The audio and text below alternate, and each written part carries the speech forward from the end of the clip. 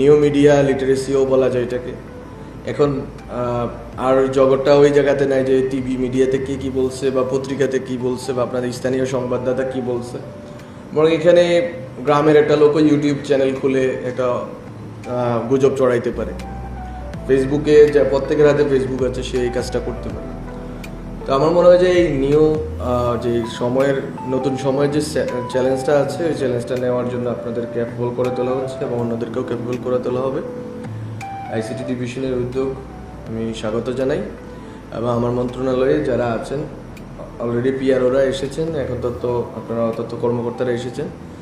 অন্যদেরও যদি আমাদের প্রশিক্ষণ দেওয়ার সুযোগ বা সেই দরকার থাকে, প্রয়োজন থাকে, আমরা নিব। এবং আমি মনে করি যে বাংলাদেশে সরকারের বিভিন্ন অর্গানে যেখানে এই কাজগুলো রিলেটেড আছে, বিশেষ করে আমার মন্ত্রণালয়তে আছে, অনেকগুলো মন্ত্রণালয় রিলেটেড এই কাজগুলো আছে, যেখানে যে তথ্য বা অপতথ্যের বিষয়টা আছে। এছাড়াও সেক্রেটারিয়েট থেকে শুরু করে অনেকগুলো জায়গাতে এটার বাস্তবতা আছে যে এখানে আসলে অপতথ্য মোকাবেলা দরকার আছে। তো এই জিনিসগুলো আমি মনে করি যে পরবর্তীতে অনুষ্ঠিত হবে এবং প্রশিক্ষণ কর্মকাণ্ড কর্মসূচি চালু থাকবে। আর বাংলাদেশে যে গুজব অপতথ্য আছে সেটা শুধুমাত্র সেন্ট্রালি বা ভারত থেকে আসে এরকম না। এখনও আমরা যেটা দেখতে পাচ্ছি যে গ্রামাঞ্চলে অনেকেই এখনও আছেন যারা গত যে জুলাই আগস্টের যে গণ অভ্যুত্থান, এটা তারা মনে প্রাণে মেনে নেন নাই।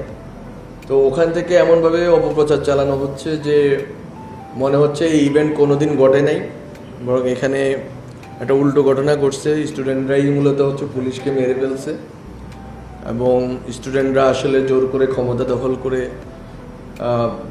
দখল করছে, এরকম কিছু বয়ান আপনারা দেখবেন স্থানীয় জায়গা থেকে আসতেছে। তো এরকমভাবে আমি বলতেছি না আপনারা পলিটিক্যাল জায়গা থেকে আপনারা এটাকে ডিল করেন, কিন্তু যেটা মিথ্যা তথ্য এবং অপতথ্য, এটাকে আপনাদেরকে মোকাবেলা করতে হবে।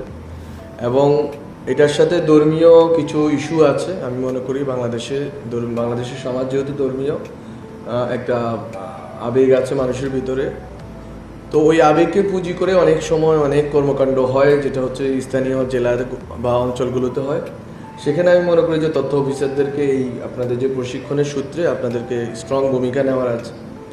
কারণ সোশ্যাল আনরেস্ট যেটা তৈরি হয়, বিশেষ করে ধর্মীয় বিভিন্ন সেক্ট, অথবা একজন ইমামকে আমার পছন্দ হইলো না, তাকে আমি একটা অভিযোগ দিয়ে তাকে মারধর করা হইলো, অথবা তার বিরুদ্ধে অভিযোগ আছে, এটা আসলে প্রমাণিত না, কিন্তু ওইখানে